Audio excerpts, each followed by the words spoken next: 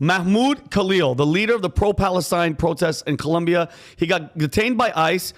He's getting set for deportation because his student visa and green card got revoked by the State Department. And guess what? Trump said he was going to do this. He warned that every foreign student involved in unlawful, remember that word, protests, will get deported, okay? And now it's happening. And this isn't complicated, guys. If you're in the United States on a visa, I'm being dead. I don't give a shit who you are or what you're doing. You don't have the right to break laws and protest against the country that gave you the opportunity to come here and study in, okay? And I know what people are going to say. Oh, you're anti. No. America first. If you're an American, do whatever the hell you want. Go on the street, take your pants off, burn the flag. I don't like it. I freaking, it infuriates me as a veteran. But you know what? Do whatever you want, dog. But if you're here trying to get in here and you're there and you're trying to cause fucking problems within us, I don't play that, okay? So what do you guys think, Tom? You've been following this? And by the way, just a little fun fact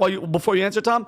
Half of Colombia, did you know this, enrollment are foreign students. They're not from here. Half of Colombia is foreign students. Tom, thoughts? Well, you think there's some common sense coming out at the edges. And what you hear is that there are professors that stand in solidarity with this young man. And then there's a bunch of professors that are absolutely not, that are basically speaking up and saying that the university is not appropriately supporting Israel, is not supporting the Jewish students again, right? Something they didn't do before, and they were in front of Congress because of it. But now you're finding that there's a number of Columbia University professors that think, okay, it's okay for me to stand up and not take the wild liberal position and say, look, I'm a core liberal. I think you should be supporting all students. And if this guy was doing this thing and we're not here to protect our Jewish students, then I got a problem with that. And there are some of those professors speaking out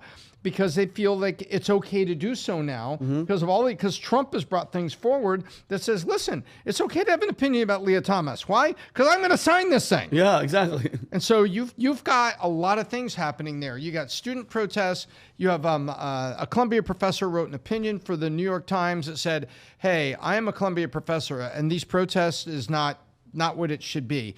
And so I think this guy is going to get deported. I think ICE is going to get to do what they want. There's going to be these protests on campus, but I am glad to see people coming up above waterline and saying, wait a minute, not all of us are lined up on the wild left on this. There's some of us that are liberal, and we're not Trump supporters anytime soon, but we support all students, specifically are Jewish students who are very concerned about this guy and the things he's talking about. Yeah, and let's be real. Columbia, Tom, and all these Ivy League schools, they're activist training grounds. They're not there to learn anymore. That's all these places have become, and they're not peaceful. Guys, peaceful protest is something different. Not CNN's definition of peaceful protest, where the buildings are on fire, and they're like, oh, mostly peaceful. They're aggressive, and they're flat out illegal. Think about this, and I had to write this down. If an American, Tom, went to Egypt and started leading anti-government protests in Egypt or Iran, what would happen to that American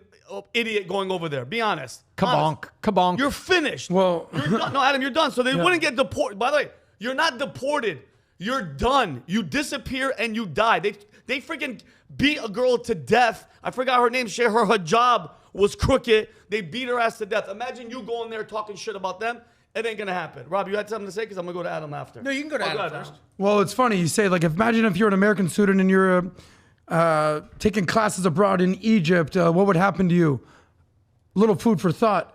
Imagine you're an Egyptian citizen trying to protest.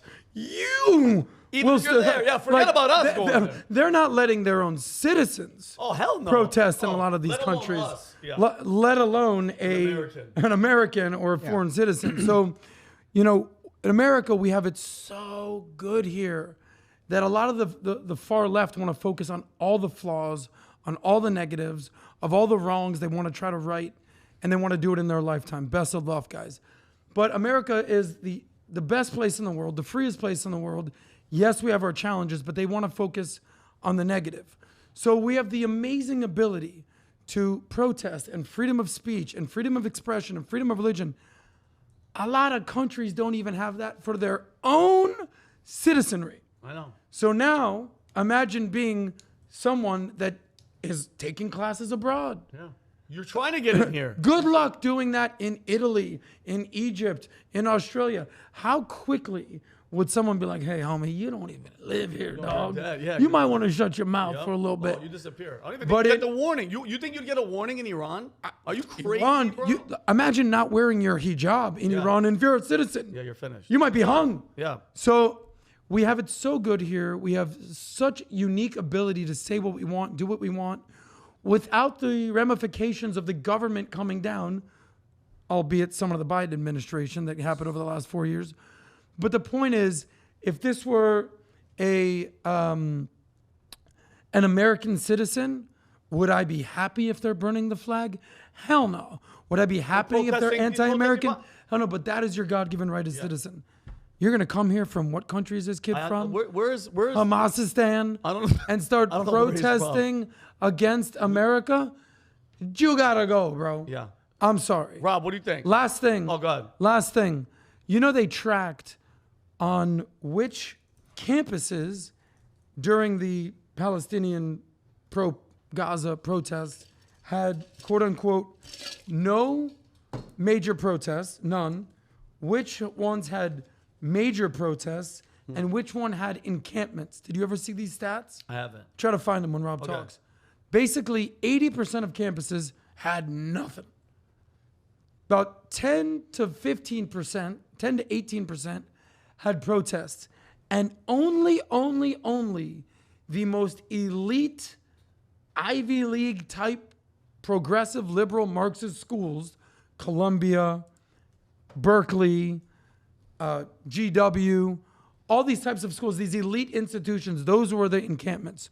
So the rich Ivy League type kid was more likely to protest than just the average American trying to go to school, trying to get good grades, and trying to learn.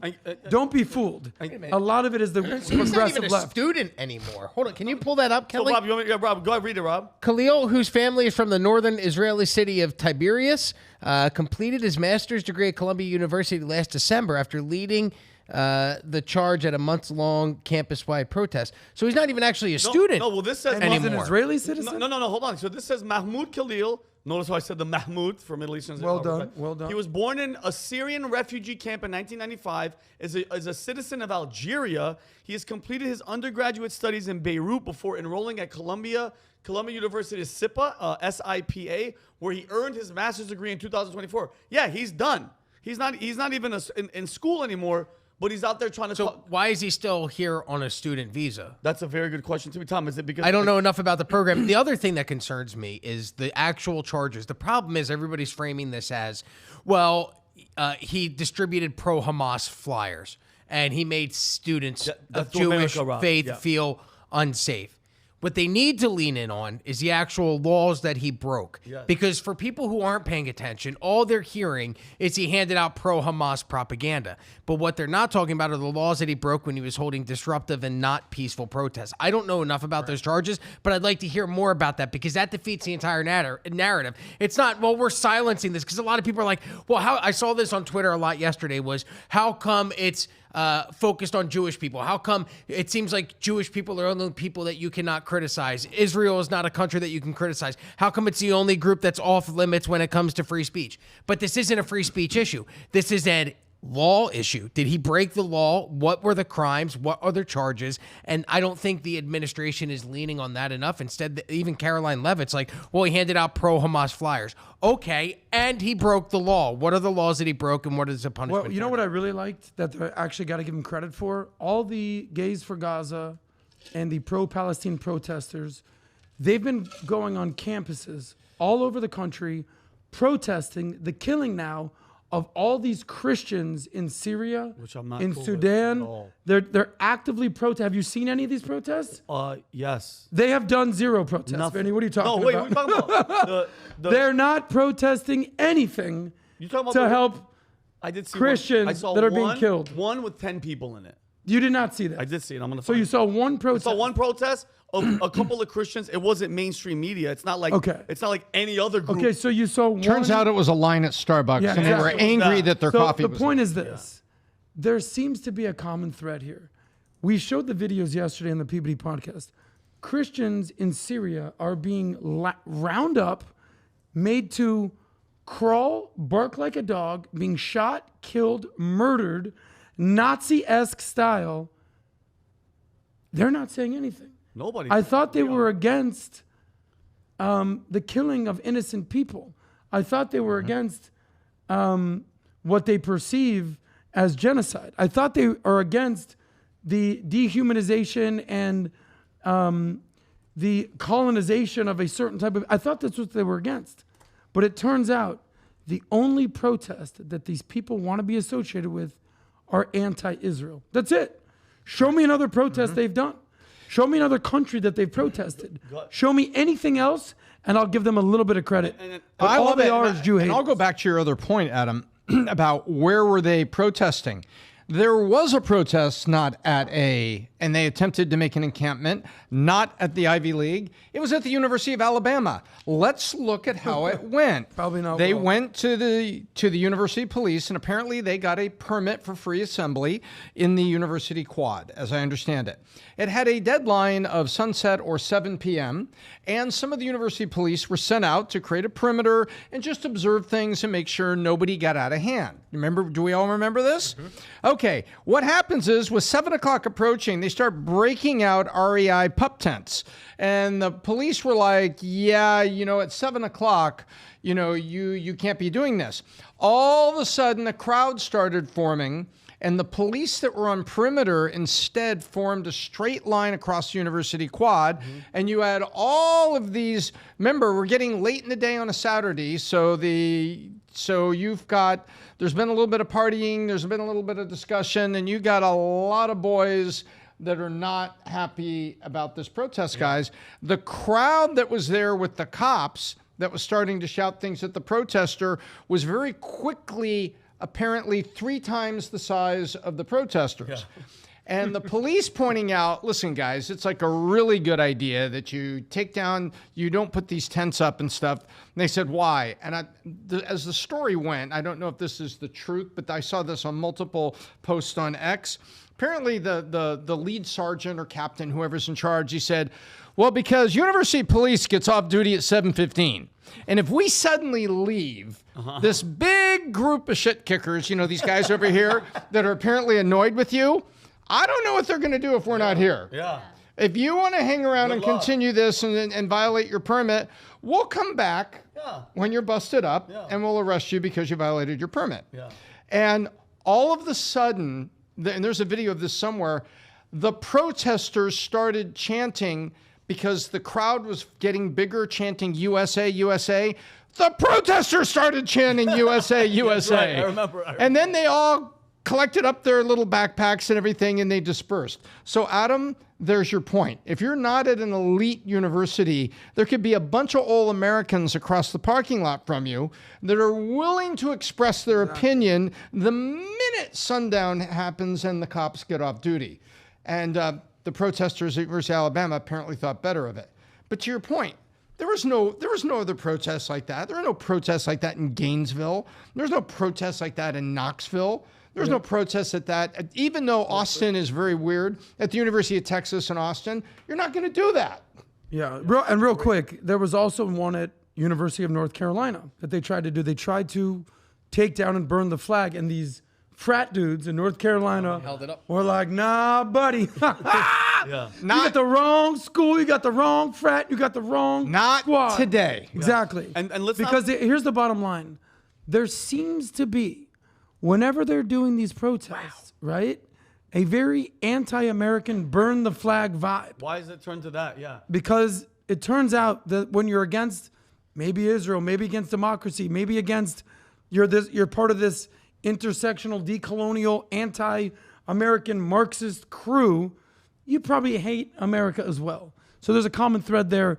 So when you start to try to burn down the flag in an American university, other than these elite woke institutions, you're gonna have to deal with your ass whooped. some frat boys. And when you talk about those frat boys, there was a GoFundMe that was set up for them. It was titled "UNC Frat Bros Defended Their Flag. Let's Throw Them a Rager." You know how much money they raised for these guys? $515,492. Yeah. So there's a lot of Americans out there that saw what those guys did, were moved by it so much that they tapped into their wallets. Because usually GoFundMe is a family loses a loved one and they need help covering the expenses. This was, we love what you did, we support you, let's throw you the biggest party ever. Hell I yeah. love stories. I was at that rager. We were funneling beers. We had sorority chicks. And by the way, it was great. Let's not forget George Soros. Just really fast. I have one more story, guys, I want to hit before I move on to who's going to be after me. Tom the biz doc. George Soros' Open Society Foundation, and Rob, you know this. He has financially supported all these progressive organizations, such as the Tides Foundation, that have